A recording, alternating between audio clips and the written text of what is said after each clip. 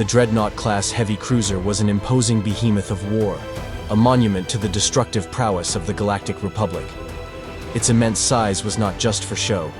Every inch of the ship's frame was crafted to house weapons capable of dominating the battlefield. To gaze upon it was to witness the very concept of force made tangible, a vessel whose mere presence instilled fear in enemies and reverence in allies. The armament of this cruiser told a tale not of mere violence, but of precision, adaptability, and the calculated application of overwhelming firepower. Each weapon, meticulously designed and placed, served a purpose, an integral part of the cruiser's ability to control the flow of battle. At the heart of the Dreadnaught's armament were its medium turbo-laser batteries, 10 formidable cannons that acted as the ship's main guns, each one capable of transforming the battlefield with a single, well-placed shot. These turbo-lasers were placed strategically, with 5 at the fore and 5 at the aft, ensuring the cruiser could rain down devastation from any angle. The fore-facing turbo-lasers were particularly potent, designed to shatter enemy defenses before they even had a chance to retaliate. From the moment the Dreadnought entered the fray, these 4 turbo-lasers would begin their relentless bombardment, carving through enemy ships with calculated brutality. The power of each shot was incredible, designed to punch through the strongest of shields and leave nothing but wreckage in its wake.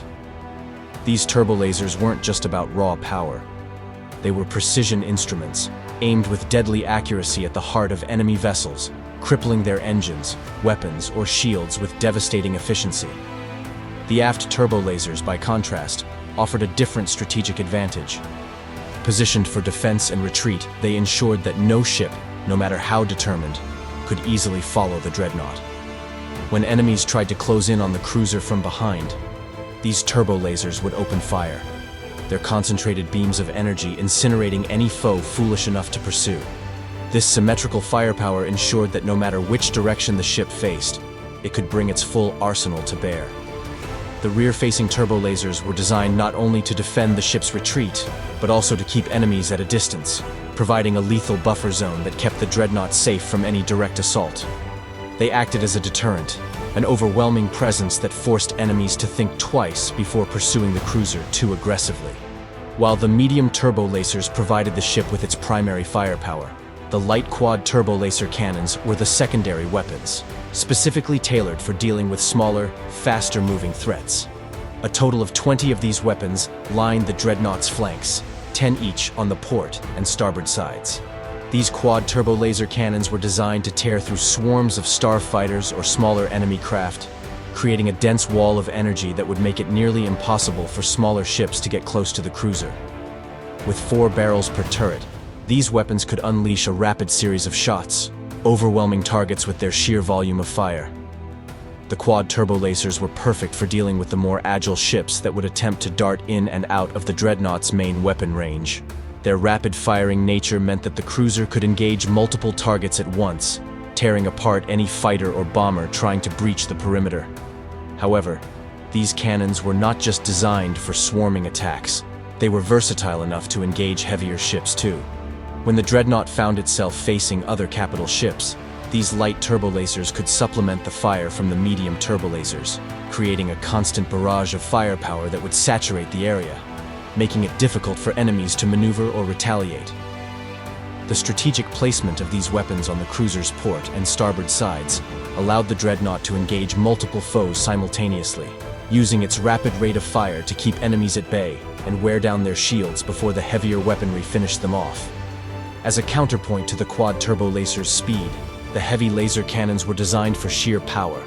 Positioned at the bow and stern, with 10 on each side, these weapons were the Dreadnaught's answer to larger, more resilient ships. The heavy laser cannons were not designed for rapid fire, but rather for devastatingly powerful shots that would strike at the core of enemy ships, penetrating shields and tearing through hulls. Each shot from a heavy laser cannon was like the strike of a thunderbolt, slow and deliberate, but carrying with it the weight of complete annihilation. Unlike the faster quad turbo lasers, the heavy lasers were perfect for capital ships, their beams capable of shredding even the toughest of armor plating with each shot. In a battle, the Dreadnought class was a juggernaut of firepower, its heavy lasers punctuating the battlefield with concentrated energy beams that would collapse the defenses of any ship unlucky enough to be targeted. The laser cannons were particularly effective when focused on enemy capital ships or fortifications. Their slow but powerful shots breaking through shields and sending shrapnel flying. They served a vital role in making sure that no ship, no matter how formidable, could escape the Dreadnaught's reach. The ion cannon was another crucial addition to the Dreadnaught's arsenal, and in many cases, it was a modification that altered the strategic approach of the cruiser. Where the turbo lasers and laser cannons were meant to destroy, the ion cannon was designed to disable. It could disable a ship's electrical systems, rendering it impotent without causing the structural damage associated with turbo laser fire. This made the ion cannon an invaluable tool for capturing ships or disabling enemy systems without completely destroying them. The ion cannon allowed the Dreadnought class to perform a more versatile range of tactics, from rendering enemy ships helpless to ensuring the safety of valuable targets during a battle. In addition to the ion cannon, many of the Dreadnought-class cruisers were equipped with warhead launchers, capable of launching concussion missiles into the fray. These missiles were a more unpredictable and chaotic form of attack, capable of dealing massive damage to both starfighters and capital ships. The warhead launcher was a tool for striking at the heart of enemy formations, breaking their defensive lines with explosive force. The concussion missiles would launch from the Dreadnaught's ports, streaking through space to strike with unerring precision, blasting through shields and wreaking havoc on enemy systems. The concussion missiles had the capability to cause internal explosions, igniting fuel supplies and secondary ammunition stores, which often resulted in catastrophic damage to enemy ships. The warhead launcher added an element of uncertainty to the Dreadnaught's combat strategy, a level of chaos that ensured no enemy could ever be certain of what the ship might do next. It was a reminder that while the Dreadnought class was a master of calculated, controlled destruction, it was also capable of unleashing a storm of explosive power that could turn the tide of battle in an instant. All of these weapons combined made the Dreadnought-class Heavy Cruiser an unparalleled force on the battlefield. Its medium turbolasers cracked the toughest shields, its quad turbolaser cannons shredded fighter formations, its heavy laser cannons tore apart capital ships, and its ion cannons provided the flexibility to disable targets without killing them. The warhead launcher and concussion missiles ensured the Dreadnought class was unpredictable, able to deal with any situation, no matter how dire. The ship was a living embodiment of the Republic's military might, each weapon serving not just to destroy, but to control and dominate. It was a harbinger of doom, a symbol of inevitable victory, and a testament to the power of carefully coordinated, overwhelming force.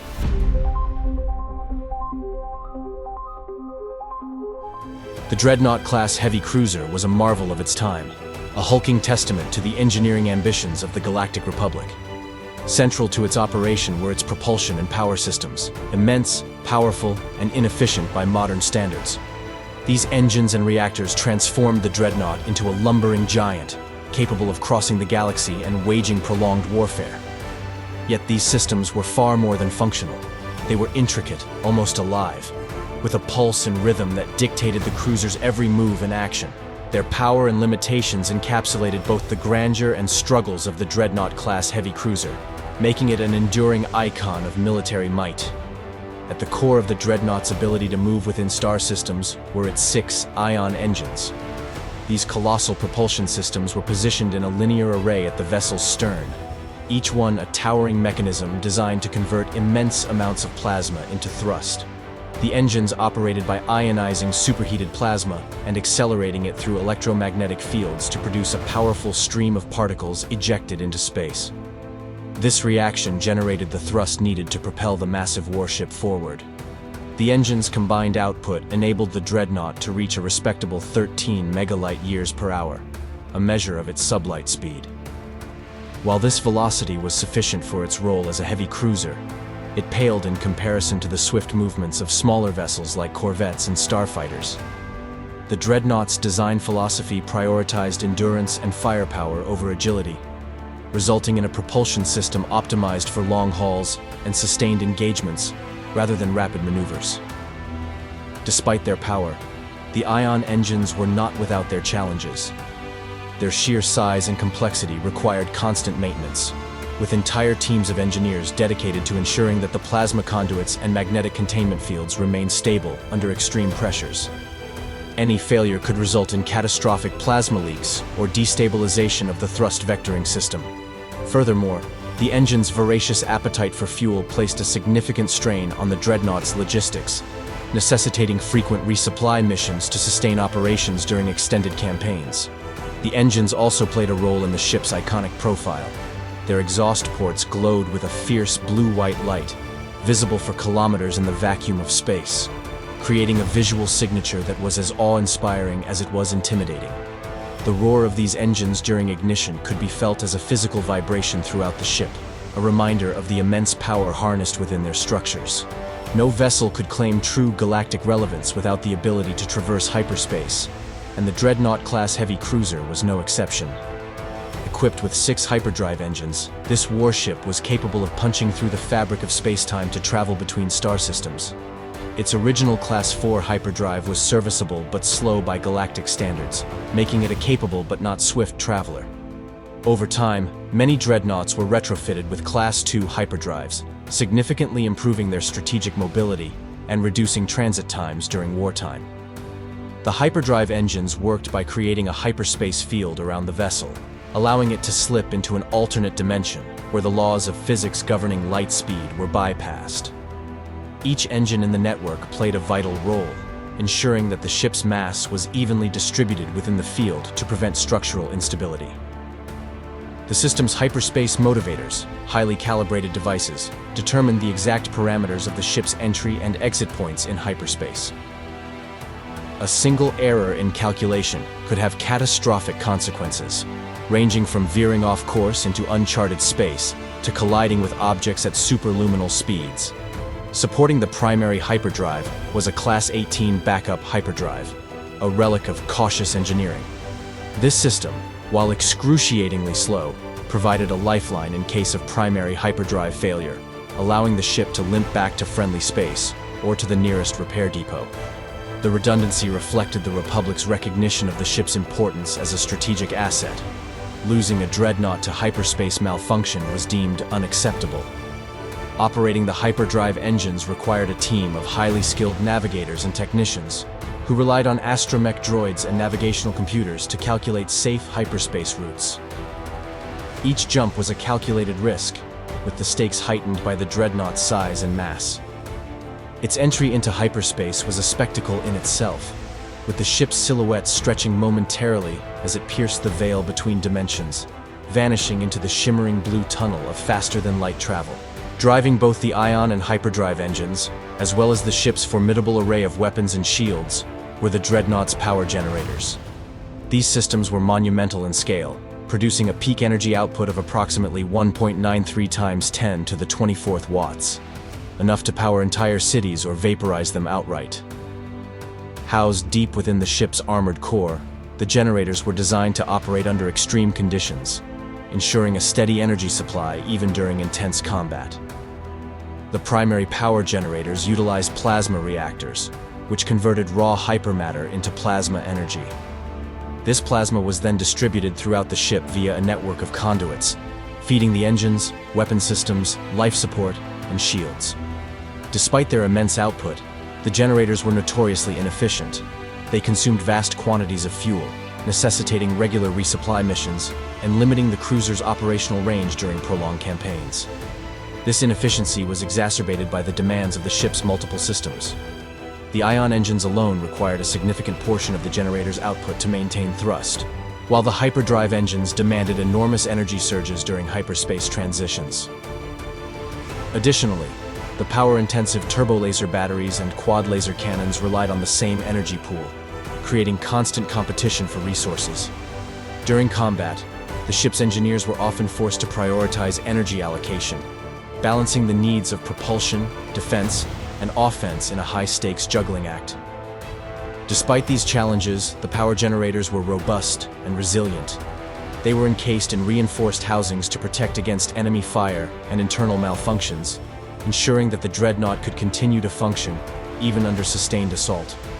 Emergency protocols included automatic shutoff systems and energy dampeners to prevent overloads, though such measures were a last resort, as they left the ship vulnerable and immobile. Together, the ion engines, hyperdrive engines, and power generators formed a symbiotic relationship, each system dependent on the others to maintain the Dreadnaught's operations. Yet this relationship was far from harmonious.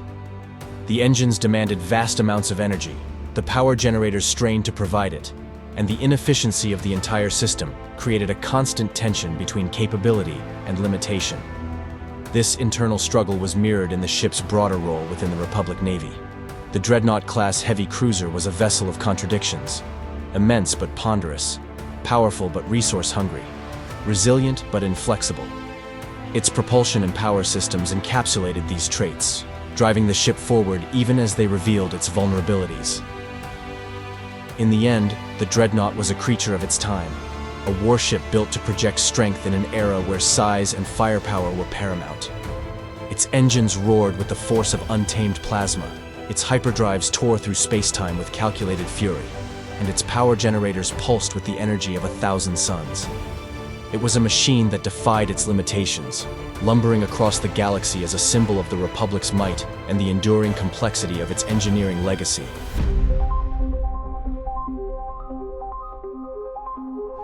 The Dreadnaught-class Heavy Cruiser was a formidable testament to the technical prowess and strategic foresight of its creators, a ship designed not merely to survive the rigors of war, but to dominate the void. With its imposing physical dimensions, 600 meters in length, 116.5 meters in width, and 129.7 meters in height, including its lower sensor array, this massive vessel was a floating fortress, built to inspire both awe and fear. Every detail of its design was a reflection of the Republic's military objectives: firepower, resilience, and versatility. The Dreadnaught's hull, rated at 1,056 resistance units, was constructed from layers of reinforced durasteel and enhanced composite materials. This fusion of high-grade alloys formed a robust skeletal frame capable of withstanding sustained bombardments from a wide range of weaponry. Its shape was angular and purposeful, designed not for elegance but for function. The hull itself was a patchwork of armor plating, shaped not merely to withstand impacts, but to deflect them, guiding incoming projectiles away from the vessel's vulnerable components. The front section, especially around the command tower and sensor arrays, was heavily reinforced to endure the most intense attacks, while the rear section was similarly armored to protect the propulsion systems. The central superstructure, where the bulk of the vessel's operations were conducted, was both the ship's heart and its most exposed part, balancing strategic vulnerability with operational necessity. Here, amidst the humming of advanced machinery, the command officers and crew coordinated their responses to the ever-changing tides of battle, the ship's heart beating in time with their efforts. Around the superstructure, the armor plates were segmented and interlocked, designed not only for protection but for efficient repair. The modular construction of the hull allowed for easy replacement of damaged sections, meaning that even if a part of the vessel took critical damage, the repairs could be made quickly in the middle of a conflict. The external panels, reinforced with self-repairing alloys, allowed the ship to withstand the destructive forces that could tear apart lesser warships. Equally important to the Dreadnaught's formidable design was its shielding system, rated at 1920 SBD, standardized battle durability. These shields surrounded the ship like an invisible cocoon, designed to absorb and redirect the energy from direct hits and beam weaponry, making the cruiser a near-impenetrable fortress in space. Comprised of multiple energy layers, each equipped with redundant systems to prevent catastrophic failure, the shields could be adjusted and reallocated to the most vulnerable areas in real time, ensuring that the Dreadnought remained resilient even under the heaviest of assaults. The primary energy emitters were distributed across the hull, concentrated around the ship's most critical components, such as the reactor core and command deck. When activated, these energy fields would shimmer and hum with immense power, giving the impression that the ship itself was a living entity, absorbing the power of the cosmos to protect itself. However, the shields were not invulnerable. The energy output required to maintain these defenses was enormous, and under sustained heavy fire, the shields would eventually buckle. In such a scenario, the Dreadnought would rely on its robust armor to absorb the remaining impacts, buying time for repairs and countermeasures. Internally, the Dreadnought was a vast network of interconnected chambers, passages, and compartments, each purpose-built for specific functions. The inner workings of the ship were like the arteries and veins of a living creature, carrying supplies, energy, and data between the various segments that kept it running smoothly. The lower decks were primarily dedicated to engineering and auxiliary functions, housing the ship's massive reactors and maintenance bays. These sections buzzed with activity, where technicians and engineers worked tirelessly to ensure the ship's many systems were functioning properly. The cooling units for the reactors, the power generators that fed the engines, and the vast data networks that linked all sections of the ship were all found here, tightly packed into the lower levels. The midship sections housed the living quarters and operational hubs, providing space for the hundreds of personnel who maintained and operated the vessel. These sections were quieter, offering some respite from the endless hum of machinery that dominated the lower decks. Crew members here lived in barracks-style quarters, though the higher ranks had access to more comfortable rooms. Despite the utilitarian nature of the ship, the command deck stood as a beacon of efficiency, a space brimming with both advanced technology and human ingenuity. Officers and strategists worked around large holographic tables, directing battle tactics and engaging in fleet-wide coordination efforts. The upper levels of the Dreadnought were the command center, where the heart of the ship's operations pulsed. Here, surrounded by reinforced glass and protective barriers, the ship's commanders could see the space around them, ready to make tactical decisions in real time. The ship was equipped with multiple redundant communications arrays, ensuring that the Dreadnought could communicate with both friendly forces and command fleets at great distances. This connectivity was crucial for coordinating large-scale operations and ensuring that the ship's actions were aligned with the larger strategic picture. The sensor systems of the Dreadnaught-class Heavy Cruiser were among the most advanced in the fleet, designed for comprehensive detection and analysis of the surrounding space.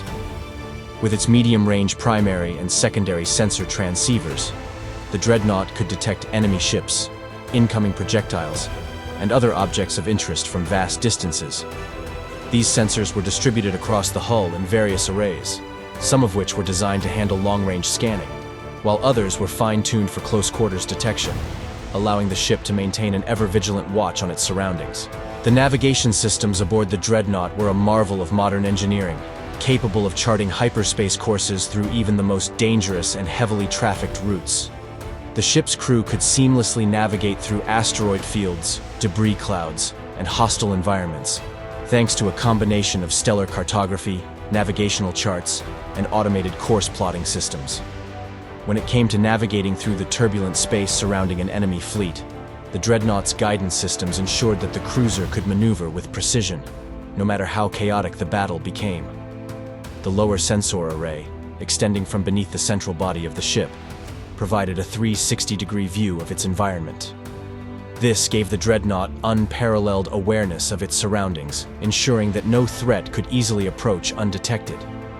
These sensors were crucial for both offensive and defensive maneuvers, providing real-time data to the weapon systems and shielding adjustments. Despite its imposing and nearly indestructible nature, the Dreadnought class was equipped with several escape pods, a nod to the underlying concern for the safety of its crew. These escape pods were distributed throughout the ship, stored in strategic locations, so that every member of the crew had a potential route to safety should the worst happen. Though the Dreadnought's design was focused on durability, it was not impervious to the chaos of war, and in moments of crisis, these escape pods provided a lifeline, ensuring that lives could be preserved even in the face of overwhelming destruction. Each pod was equipped with life support systems and a small supply of resources to ensure survival during extended periods in space. They were designed to be launched quickly, carrying survivors to nearby safe zones or to awaiting rescue vessels. Despite the vessel's advanced design and overwhelming firepower, the inclusion of these escape pods reflected a deep-seated understanding that, in the vastness of space, even the mightiest warships could be vulnerable. In every way, the Dreadnaught-class Heavy Cruiser embodied the strategic thinking of its time. It was a ship built for war, forged in the fires of an ongoing galactic conflict, and it carried with it the legacy of countless battles fought. Its hull was a fortress, its shielding a protective barrier, its sensors and navigation systems a keen set of eyes and hands guiding it through the stars. It was a living entity, a creature of war, destined to endure the cruelties of battle, to feel the weight of its mission, and to carry out the will of its masters across the stars. Its design was not just about surviving the conflict, but about thriving within it, ever ready for the next challenge that the galaxy would throw its way.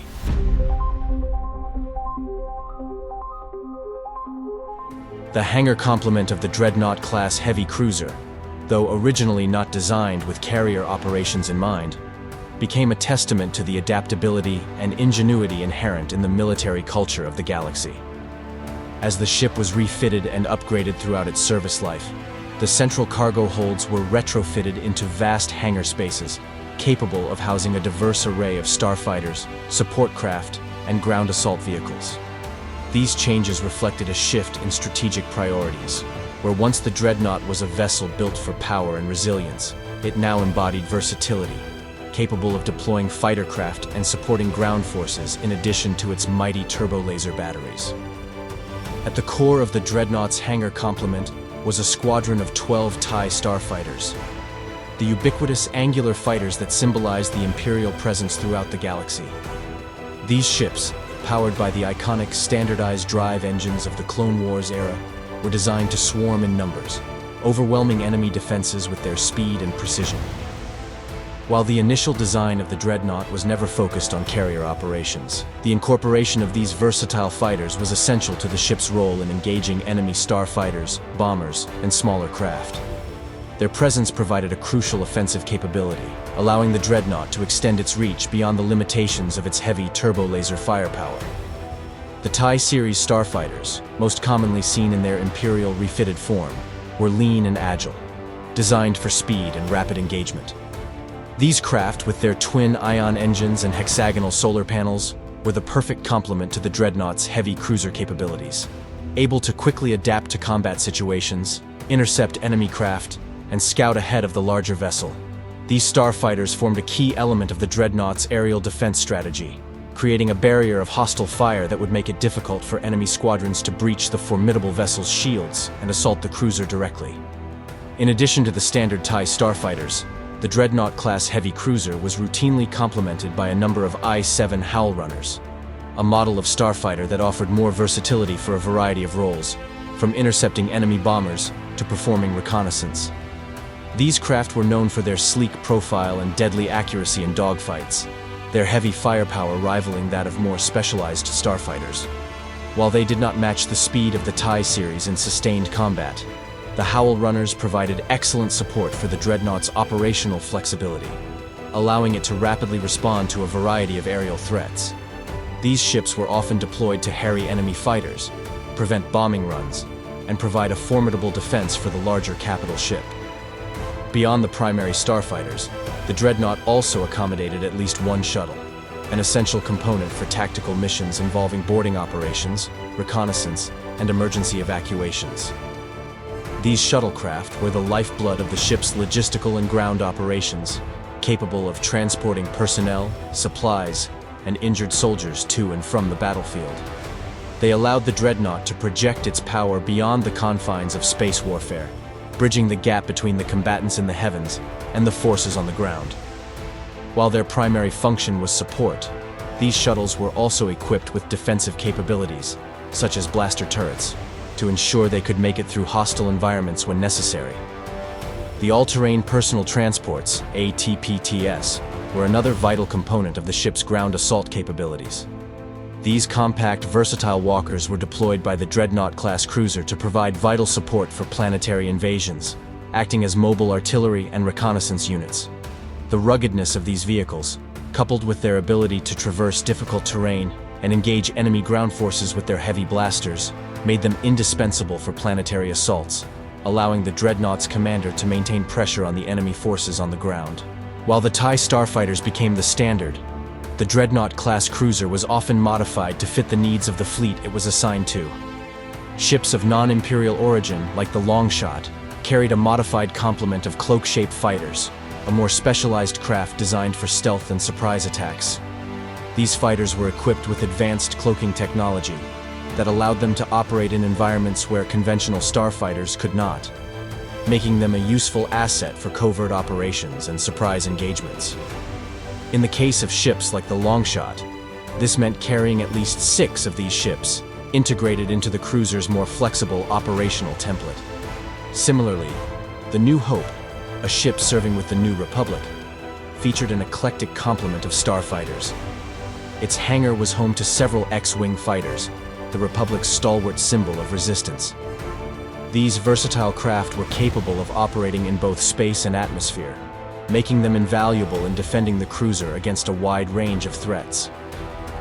Along with these X-Wings, the New Hope also carried assault shuttles, providing support for the ship's deployment of infantry, as well as lifeboats for emergency evacuations. Notably, the HWK-290 light freighter was also stored in the ship's hangar, a craft used for long-range reconnaissance and transporting supplies to distant locations.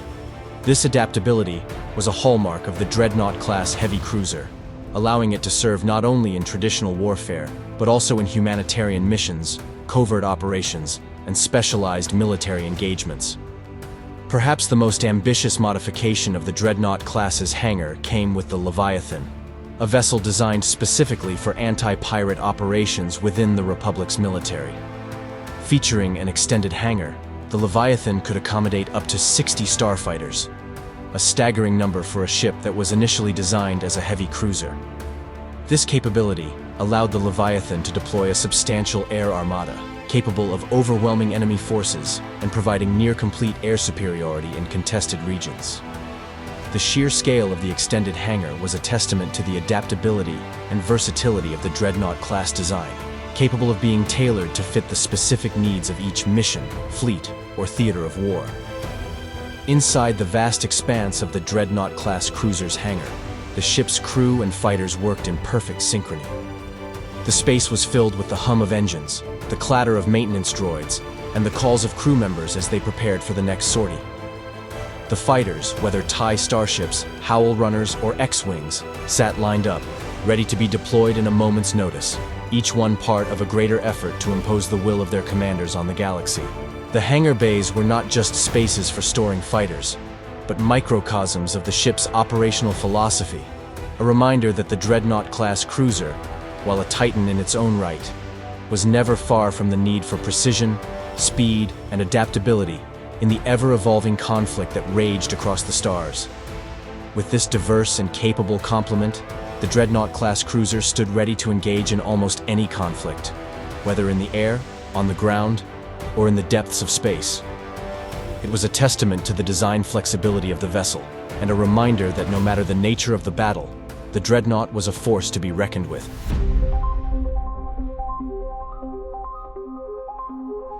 The Dreadnaught-class Heavy Cruiser is not merely a warship. It is a colossal testament to military engineering, requiring a vast array of specialized personnel, automated systems, and technological sophistication to function at its peak. Every inch of this mighty vessel is dedicated to the art of warfare, and at the heart of its prowess lies the complex network of crew members who breathe life into the ship. From its towering bridge to the low hum of its engine decks, the Dreadnought class requires a finely tuned balance of expert hands and eyes to guide it through the trials of galactic conflict. This ship is a living, breathing entity, sustained by the men and women who serve aboard her, all driven by a singular purpose: to ensure the Empire's dominion over the stars. The Dreadnaught-class Heavy Cruiser's core crew is an intricate web of officers, specialists, and support staff, numbering a total of 16,113 personnel. Each member is rigorously trained in the arts of war, engineering, tactics, and technology, ensuring the ship's flawless operation. From the commanding officer in the Grand Bridge to the last engineer working tirelessly in the depths of the hull, each person plays an essential role in the ship's operations. Their daily routines are governed by strict protocols, as the complexity of this warship demands coordination across every department, with each individual connected to the broader whole by an intricate communication system that ensures no detail goes unnoticed. At the helm of the Dreadnought, officers skilled in both combat and logistics work in unison to devise strategies that take full advantage of the cruiser's impressive armament and technology. They are masters of military strategy, constantly scanning for tactical weaknesses in the enemy's defenses. Their decisions shape the course of entire battles, and their ability to make rapid, informed decisions ensures that the Dreadnought class remains a feared vessel in the galaxy's wars. Behind them, a vast network of support personnel operates the ship's sensors, communication systems, and tactical displays, processing and relaying data at breakneck speeds to ensure that the crew stays a step ahead of the enemy. The true power of the Dreadnought class comes from its formidable weapons systems, and the responsibility of managing and firing these weapons falls to a highly trained cadre of 97 gunners. These specialists are not simply soldiers.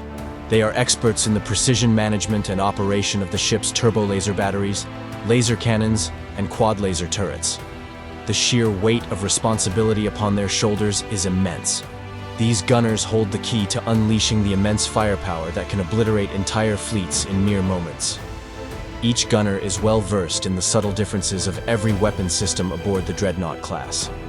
The turbo lasers, for instance, are massive energy cannons capable of shattering capital ships with a single shot. The gunners must understand the intricacies of each system, ensuring that the ship's fore and aft turbo laser batteries are perfectly synchronized during battle. Meanwhile, the quad laser turrets, strategically placed along the port and starboard sides of the ship, offer superior flexibility and can engage smaller, more agile targets, like starfighters or incoming missiles. The gunner's ability to maintain constant readiness, even under intense stress, is what gives the Dreadnought class its fearsome reputation. But it is not just the sheer firepower that the gunners wield. It is the precision with which they use it.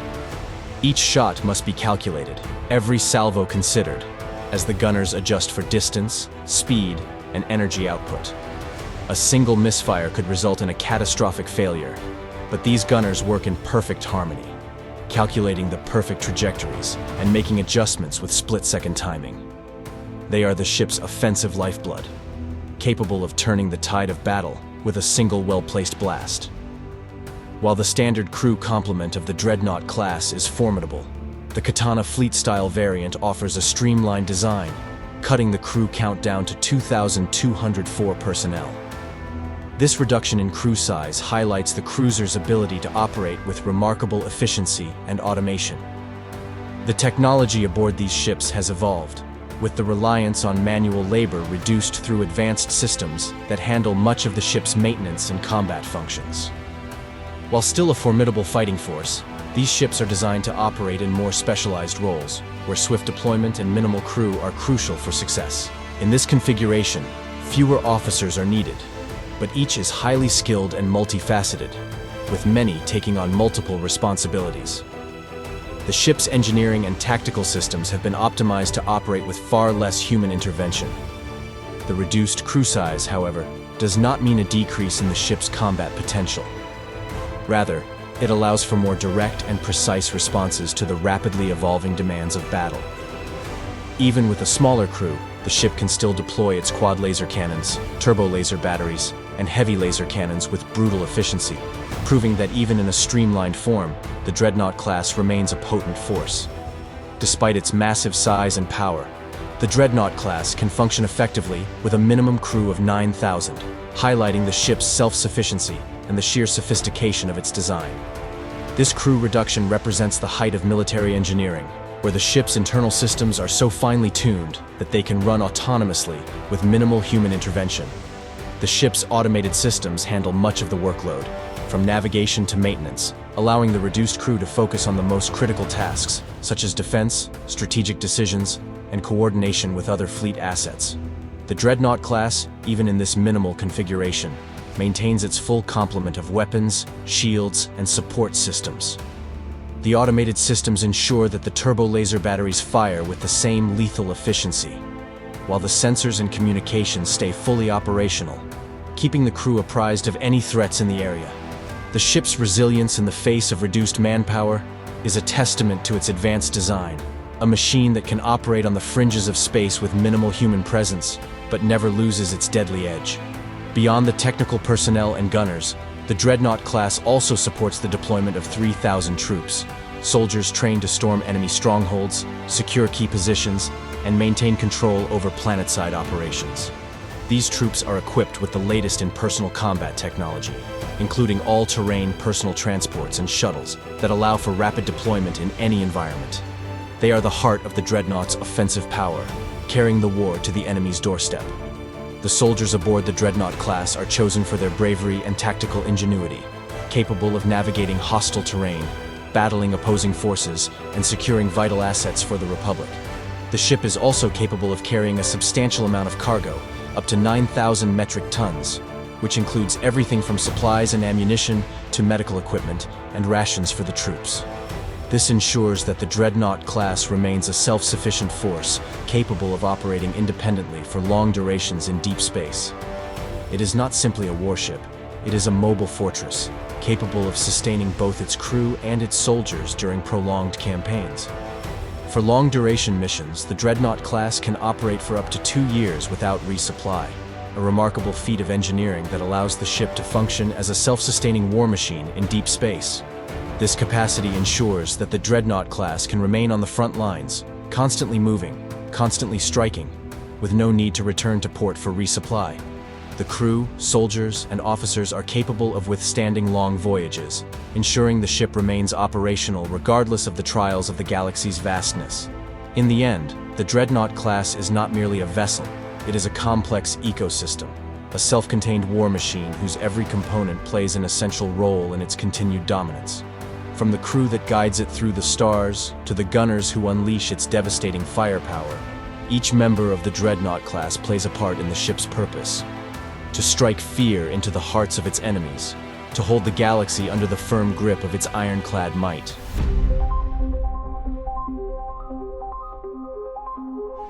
The Dreadnaught-class Heavy Cruiser stands as a monument to the artistry of warship design and the industrial prowess of the galaxy's greatest shipbuilders.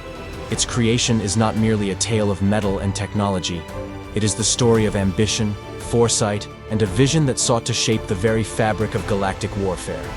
Born from the mind of a skilled craftsman, the Dreadnought class was conceived long before the Clone Wars, during an era when the galaxy was still reeling from the ashes of the Mandalorian Wars.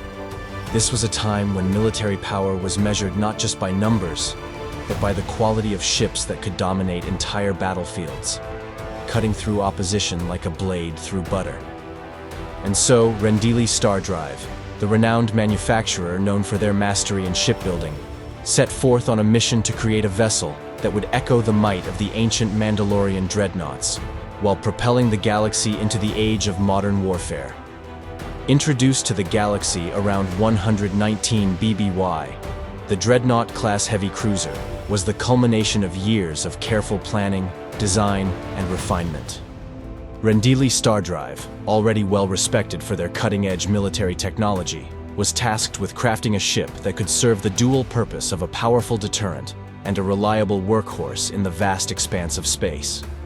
The company, founded centuries earlier and famed for its expertise in creating durable, combat-ready vessels, was the perfect choice to undertake such a monumental project. The Dreadnought class was not an invention pulled from the ether, but rather a ship that was built upon the lessons learned from the towering Mandalorian Kandosi-type dreadnoughts, a testament to Rendili Stardrive's meticulous study of history and its adaptation to the galaxy's ever-evolving needs. Designed specifically for the Republic Judicial Forces and intended as a flagship for planetary security forces, the Dreadnought class was envisioned as a symbol of law and order. Its imposing size, powerful armament, and durable hull made it a perfect fit for defending key systems and ensuring that the Republic's ideals were upheld in the furthest reaches of the galaxy. From its conception, the Dreadnought class was more than just a warship. It was a statement. It was an embodiment of the Republic's desire to project power and maintain control in a galaxy teetering on the edge of instability. The Dreadnought class was not an inexpensive creation. At a price tag of 7,200,000 credits, each vessel was an investment that few could afford without the backing of powerful governments or military organizations. This cost was reflective of the cruiser's size, its advanced weaponry, and the exceptional craftsmanship required to ensure it was battle-ready for years to come. Each Dreadnought class was meticulously constructed, utilizing the finest materials, cutting-edge technology, and a team of highly skilled workers, ensuring that every inch of the ship could withstand the harshest conditions in space and the fiercest battles in the galaxy. This was not a ship designed to be disposable. It was designed to be a long-term investment in security and power. However, like any great creation, The Dreadnought class was not immune to the harsh realities of war. The black market value of a used Dreadnought class could soar to 35,555,000 credits, reflecting both the demand for such a formidable vessel and the scarcity of these ships on the open market. In the wake of the Clone Wars and the shifting allegiances that followed, these ships became valuable assets to those who could afford them, fiercely coveted by warlords, pirates, and mercenaries looking to establish themselves as forces to be reckoned with. While their official cost may have been reserved for governments and military leaders, the Dreadnought class represented a prize worth many times its original price in the hands of the right buyer. The design of the Dreadnought class was deeply influenced by the past, specifically by the Mandalorian Candosi-type dreadnoughts that had once ruled the battlefield during the Mandalorian Wars. These ancient ships were known for their size, strength, and resilience, and they left a lasting legacy that would be woven into the very fabric of the Dreadnought class. As the Republic sought to prepare for the threats posed by the growing Separatist alliance, the shipbuilders at Rendley Star Drive looked to the past for inspiration, seeking to create a ship that could combine the sheer power of the Candosi dreadnoughts with the technological advancements of the modern age. The result was a heavy cruiser that possessed not only the strength to hold its own in battle, but also the flexibility to adapt to the ever-changing demands of galactic warfare. The Dreadnought class was born of necessity, crafted by an understanding of the galaxy's turbulent history and a vision for the future. It was not just a ship, it was a carefully constructed tool of war, designed to project power across the galaxy and to remind all who encountered it of the Republic's unwavering resolve. With its arrival in 119 BBY, the Dreadnought-class Heavy Cruiser cemented itself as one of the most formidable and versatile warships ever created, and it would continue to serve as a cornerstone of military strategy for decades to come. The legacy of the Dreadnought class lies not just in its history, but in its enduring presence as a symbol of what happens when skill, ambition, and technology converge. From the drawing boards of Rendley Star Drive to the battlefield, the Dreadnought class became a mainstay in the Republic's arsenal. It would go on to serve as the foundation for many future designs, influencing countless generations of warships and military engineers. The Dreadnought-class Heavy Cruiser was not merely a product of its time. It was a ship ahead of its time, its design philosophy enduring far beyond its original creators, shaping the future of starship warfare for centuries to come.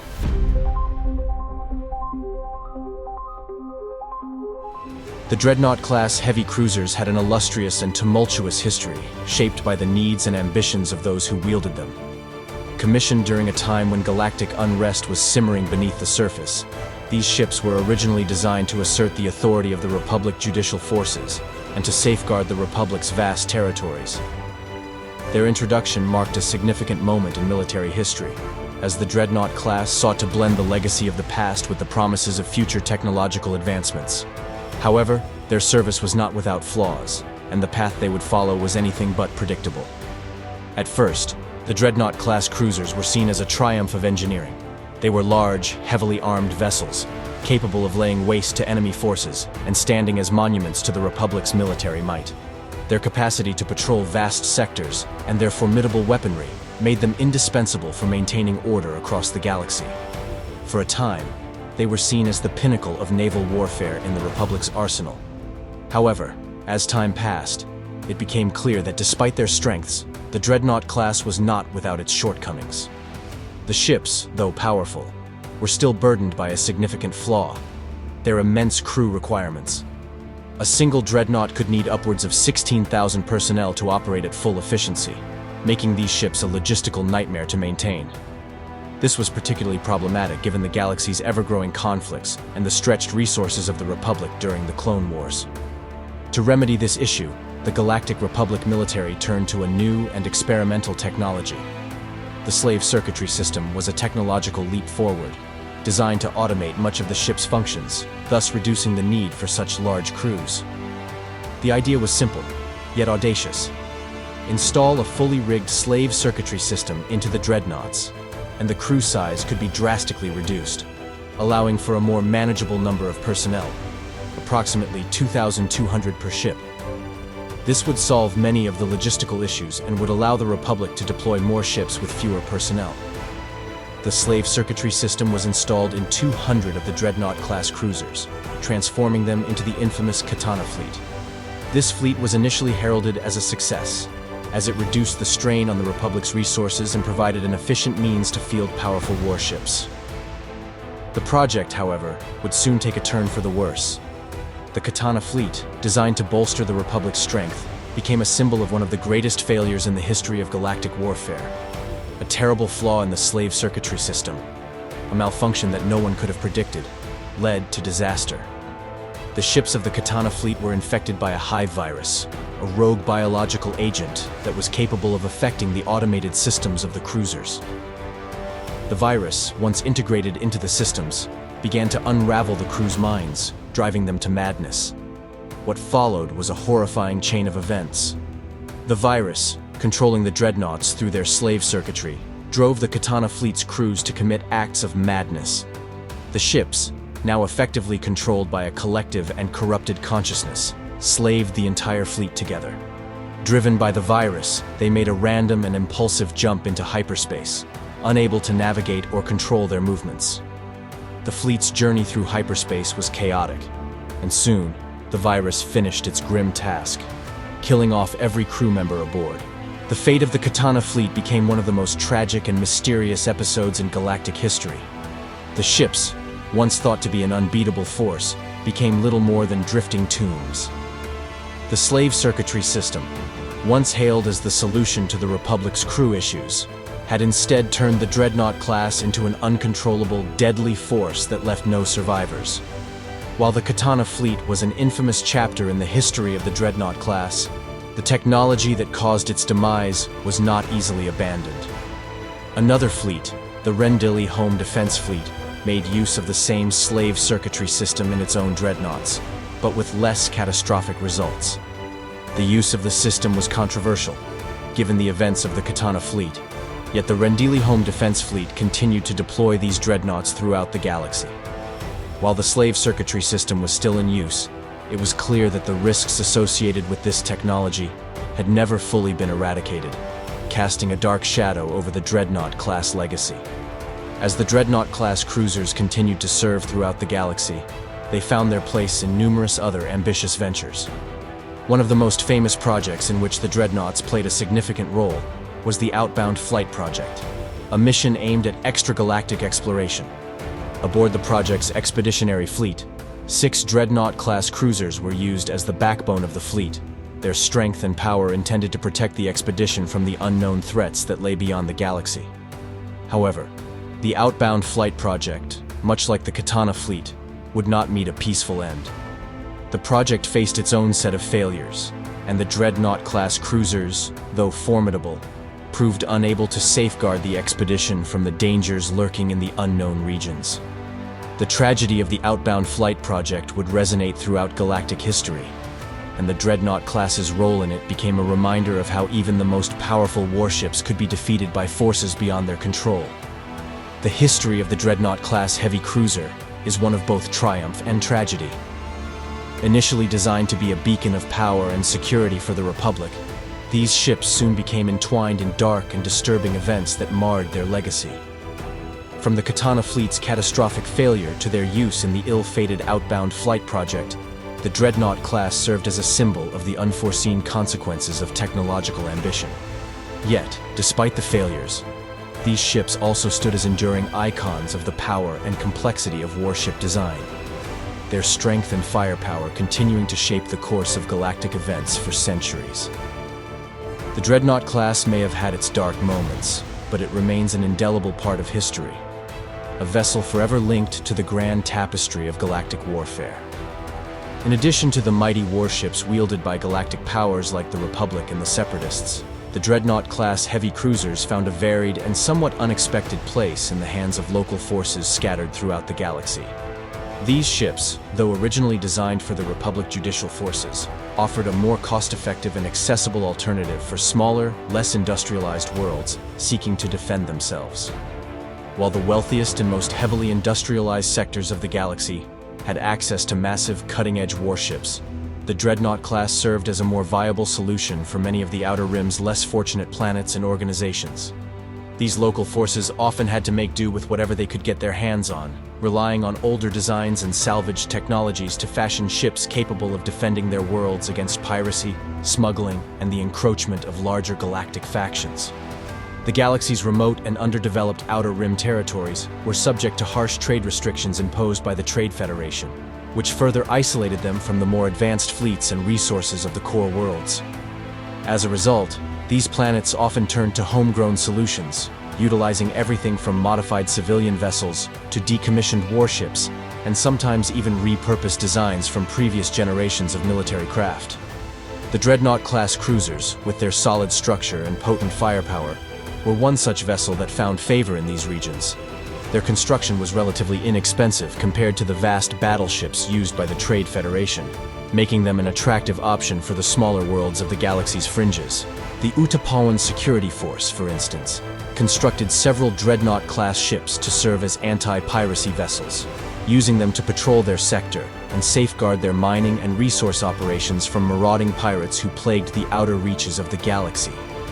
In the case of Utapau, their largest Rendili cruiser was notably smaller, 1/5 the size of the massive Trade Federation battleships, but it proved highly effective for their specific needs. The Utapawan modifications to the design reflected the world's unique needs and limitations, creating a localized variant of the cruiser that balanced firepower with practicality. This focus on adaptability was common among the smaller factions that utilized the Dreadnought class, as they often had to customize the ships to fit the strategic realities of their circumstances. Similarly, the Rendili Home Defense Fleet adopted the Dreadnought class for its own purposes, further cementing the ship's role as a symbol of defensive power for smaller, more localized governments. Unlike the large-scale military forces of the Republic or the Separatists, the Rendili fleet used these ships to protect their homeworld from external threats and to patrol local sectors. These ships, stripped of the grand strategic importance they had once held, were repurposed for more modest but still vital defensive roles. With the Dreadnought class serving as the cornerstone of the Rendili Home Defense Fleet, these vessels found themselves employed in smaller-scale conflicts, providing protection against piracy and other disturbances in the region. The Dreadnought-class cruisers, once designed for massive galactic fleets, had found a new role within the fabric of local defense forces. They were not the towering giants of interstellar war, but rather the resolute defenders of worlds striving to protect their independence in a galaxy full of uncertainty. Their use by such disparate forces showcased the inherent versatility of the design. Whether as anti-piracy vessels, localized military defense ships, or the backbone of a small fleet, the Dreadnought-class cruisers became the silent sentinels of the Outer Rim, guarding the fringes of galactic civilization with steadfast reliability. Throughout the Clone Wars, the Dreadnought-class heavy cruisers played a crucial role in the galaxy's vast and complex conflict, particularly among the Republic's planetary security forces and the volunteer militaries that supported the war effort. With the Republic's most advanced assault ships and star destroyers predominantly assigned to clone crews and the Republic's most elite officers, the Dreadnought class provided a more accessible and versatile solution for local defense forces. These ships were not bound to the exclusive use of the Republic's core military structure, but were deployed widely across the galaxy, offering both strategic importance and practical application to those who could not rely on the larger, more specialized warships. The Dreadnoughts were notably present in key battles during the war, such as the Battle of Duro, the Battle of Rendili, and the Battle of Coruscant. These engagements saw Dreadnought-class vessels engage in strategic support roles, offering vital firepower and contributing to the defense of critical worlds against Separatist forces. The ships were primarily tasked with bolstering the defense of these key planets, acting as defensive bulwarks that could absorb the heat of battle and provide fire support in the most intense confrontations. While the larger ships of the Republic's fleet, such as the Venator-class star destroyers and Acclamator-class assault ships, were primarily reserved for the Republic's elite forces, the Dreadnought-class vessels found their purpose in supporting the efforts of planetary security forces, which included civilian-led militias and volunteer fleets from worlds outside the core systems. These forces were often responsible for defending their own sectors from the advance of the Separatists, relying on the rugged reliability and potent weaponry of the Dreadnought class to hold their ground. As a result, the Dreadnought class cruisers became familiar sights in the defense of key Republic worlds. One of the notable updates during the Clone Wars was the introduction of the TIE starfighters aboard some of the Dreadnaught-class ships. The TIE starfighter, originally designed for the Imperial fleet, was adapted and used by the Republic to provide a versatile starfighter complement to Dreadnaught-class cruisers. This addition helped to maximize the available space within the vessel, allowing the Dreadnaughts to better combat enemy starfighters and patrol the skies during battles.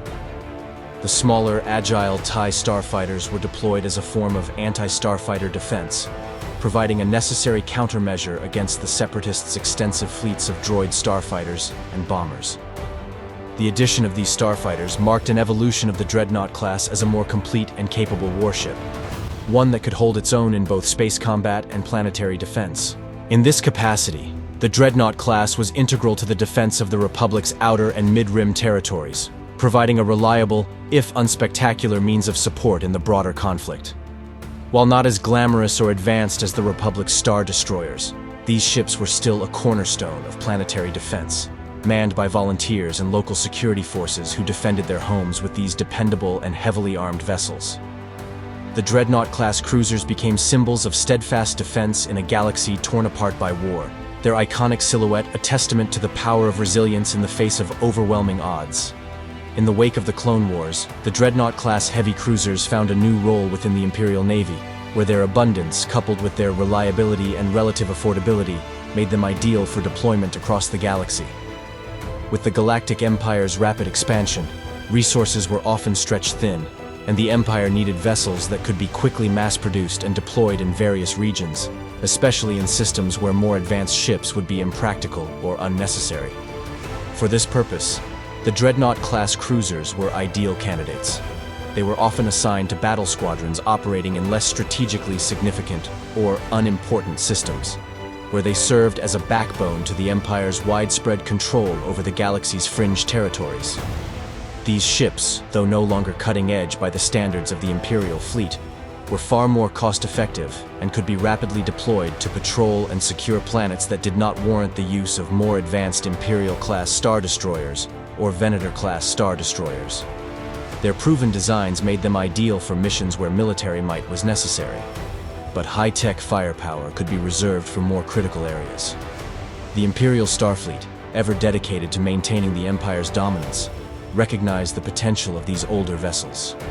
A series of upgrades were carried out to enhance the Dreadnought class's field potential. The hyperdrive systems, which were originally less advanced, were upgraded to Class 2, improving the ship's ability to travel faster and more efficiently through hyperspace. This modification made the Dreadnought class more flexible, able to quickly respond to threats or reinforce Imperial presence in distant systems, further solidifying its role as a dependable support vessel in the Imperial fleet. In addition to the hyperdrive upgrade, another key modification was made to increase the ship's operational versatility: the conversion of the ship's cargo hold into a hangar. This transformation allowed the Dreadnought class to carry a squadron of TIE LN starfighters, which were then deployed as necessary to engage enemy starfighters, or to carry out various missions of intimidation and control on planets under Imperial rule. The addition of these starfighter complements made the Dreadnoughts far more effective at maintaining order within their assigned sectors, able to swiftly dispatch TIE fighters to combat any resistance or insurgent activities that might threaten Imperial control. With these upgrades, the Dreadnought-class heavy cruisers became an integral part of the Imperial Navy's strategy for enforcing its will across the galaxy. Stationed on the periphery of the Empire's vast domain, the Dreadnought-class cruisers were deployed in key patrol routes, ensuring that the Empire's dominance over primitive worlds and less developed systems remained unchallenged. Their presence was a constant reminder of Imperial power, their formidable weaponry and TIE starfighters, ensuring that even the most distant planets remained firmly under Imperial control. Though they were not the most glamorous or sophisticated ships in the Imperial fleet, the Dreadnoughts served their purpose well. Their effectiveness as patrol ships, equipped to handle minor skirmishes, suppress resistance, and maintain order in the far reaches of the galaxy, made them a lasting symbol of the Empire's iron grip. These cruisers embodied the Empire's relentless drive for control, proving that sometimes even the most outdated tools could be wielded effectively in the name of domination. 50 years after the catastrophic loss of the Katana fleet, a fleet of Dreadnaught-class heavy cruisers that had been lost to the galaxy after a series of tragic events. Grand Admiral Thrawn, the brilliant tactician of the Imperial Remnant, succeeded where others had failed.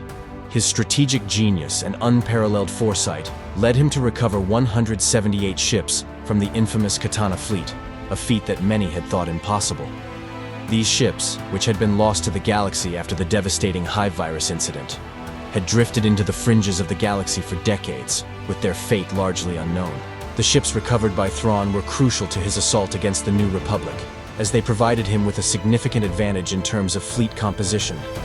Unlike many of the traditional Imperial ships that required extensive crews, these Dreadnought-class vessels were outfitted with the same slave circuitry systems that had once allowed for the reduced crew requirements. With cloned Navy crewmen in abundance, thanks to the new Empire's investment in cloning technology, Thrawn was able to man the Dreadnoughts with minimal personnel, preserving his forces for other critical endeavors while still maintaining an impressive fleet of formidable warships. The Katana fleet, once a symbol of failure and misfortune, was now repurposed as a critical component in Thrawn's brilliant campaign to bring the New Republic to its knees. The recovered ships, while not the most advanced in terms of technology, were more than capable of holding their own. In Thrawn's hands, these Dreadnought-class heavy cruisers proved their worth time and time again, striking fear into the hearts of the New Republic as they reappeared in battle once more. With their powerful weapons, upgraded hyperdrive systems, and advanced tactics under Thrawn's command, they played a pivotal role in the Grand Admiral's strategic offensives. The return of the Katana fleet marked a significant turning point in the galactic struggle, as the New Republic was forced to face not only Thrawn's exceptional military leadership, but also the terrifying presence of these venerable warships, whose legacy had long been lost to history. Garm Bel Iblis, one of the most renowned leaders of the Rebel Alliance, and later the New Republic, maintained a personal fleet of 6 Katana fleet dreadnoughts, a remarkable collection that he had salvaged over time. These dreadnoughts, once lost to history in the aftermath of the tragic hive virus incident that wiped out their crews, were now under the command of one of the most skilled tacticians of the era. Bel Iblis, with his extensive military expertise and unyielding determination, used these ships as a strategic asset in his ongoing struggle against the remnants of the Galactic Empire. The Katana fleet, now largely believed to be lost, became the focus of a daring operation led by Bel Iblis.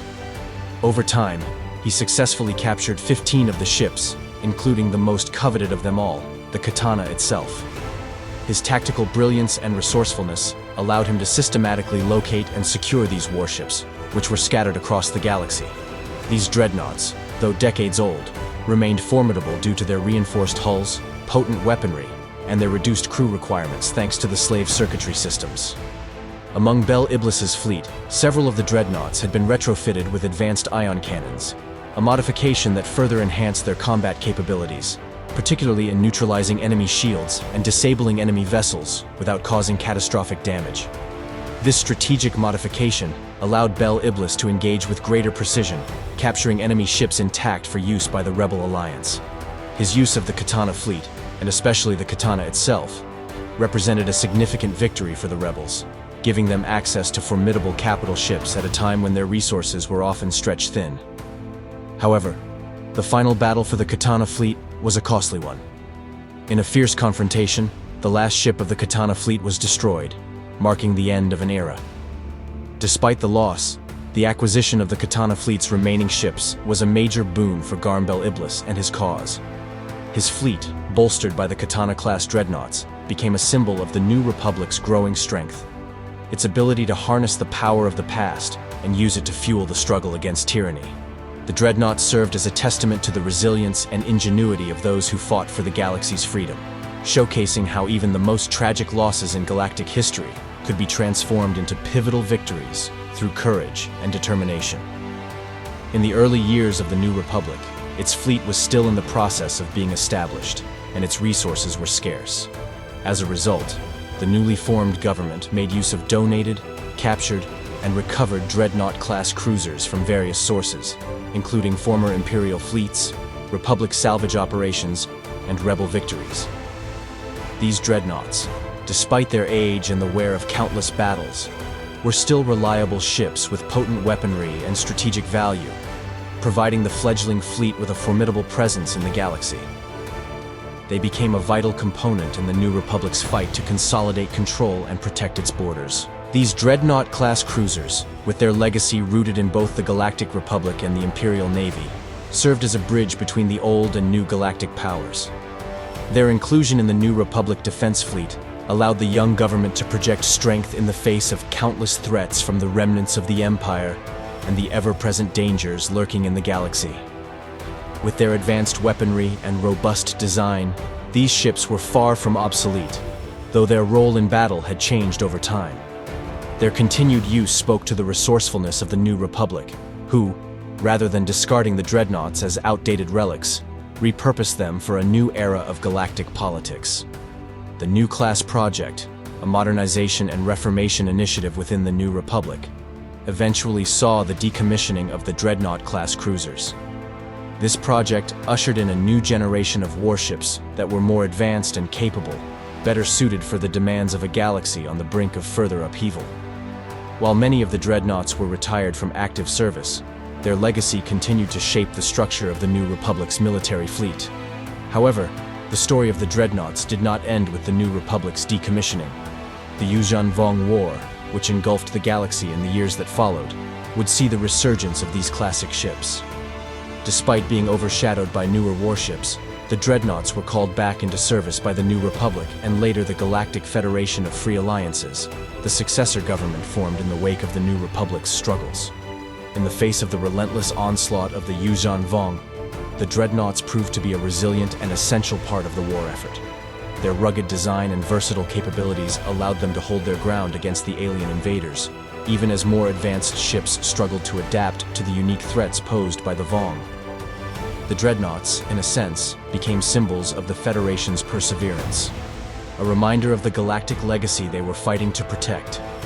Even in a galaxy dominated by technological advancement, it was these older ships, often modified and outfitted with newer systems, that continued to form the backbone of the fleet during the darkest hours of the war.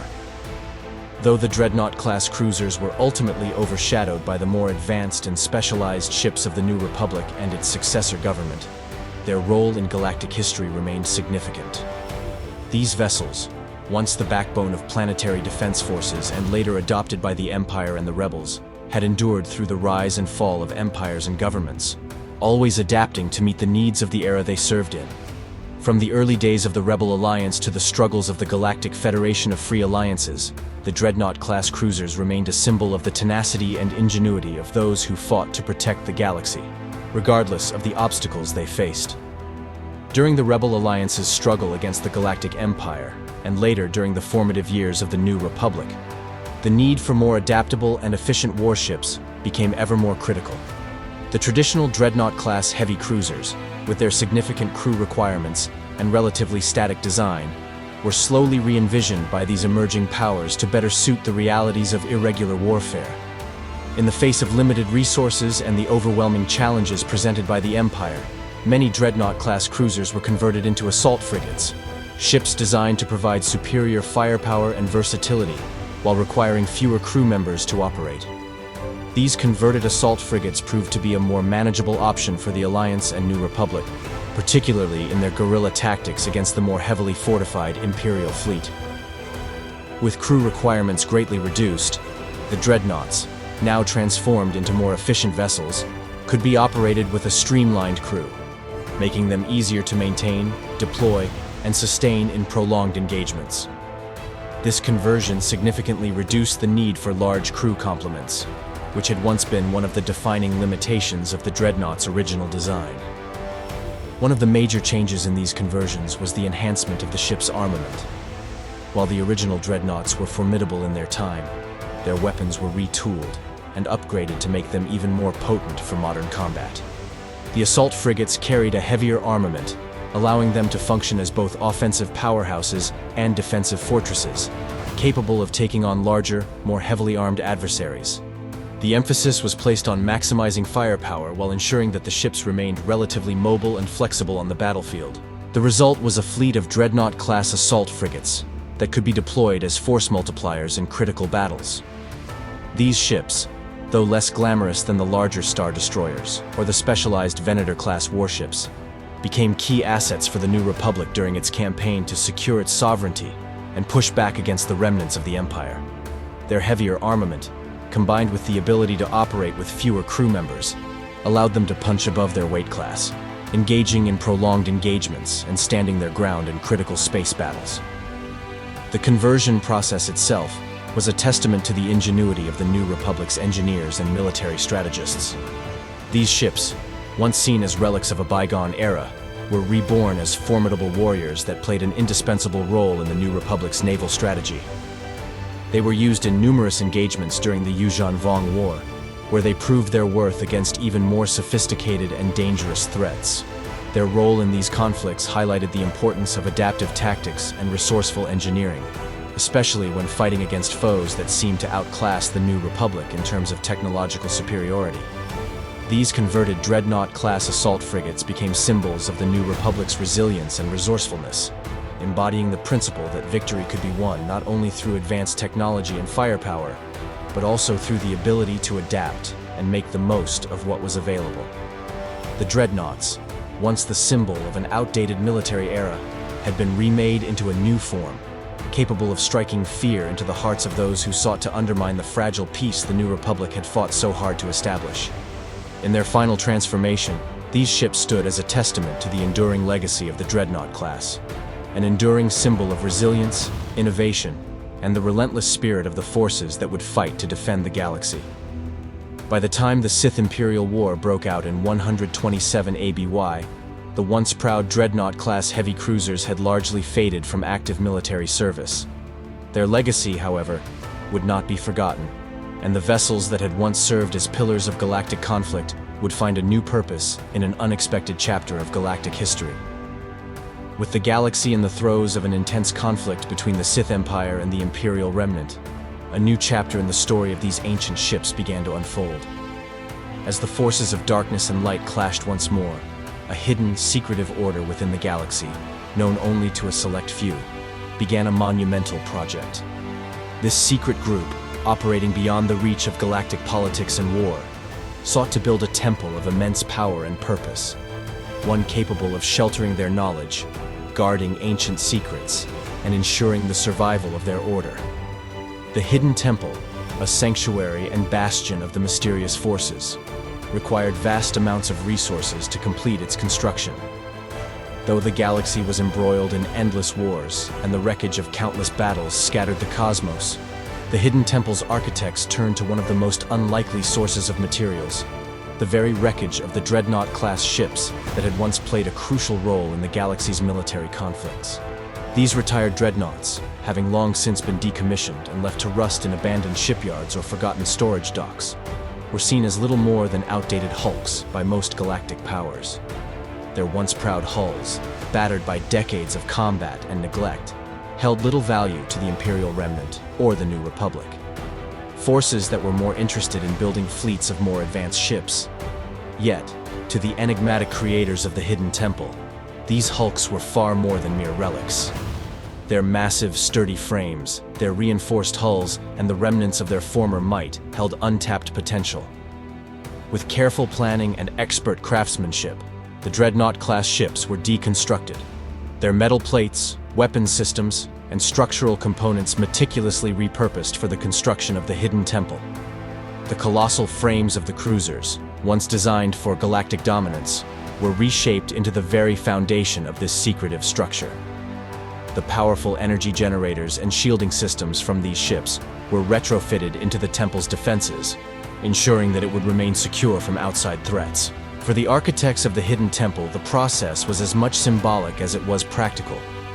The transformation of the dreadnoughts into the building blocks of a new age represented a shift in galactic power, a transition from military might to spiritual strength, from raw combat to the careful preservation of knowledge. The Dreadnought-class ships, which had once been instruments of war, were now foundational elements in a sanctuary that would safeguard the future of a new generation. As the years passed, the Sith Imperial War raged on, and the Hidden Temple grew ever more powerful and enigmatic. Its creation, in part forged from the remnants of the Dreadnought-class heavy cruisers, became an enduring symbol of both the futility of war and the ability to find strength in the ruins of the past. The ships that had once borne the weight of military might were now enshrined in the eternal shadows of a hidden place, guarding secrets that, if ever revealed, could change the course of the galaxy's destiny.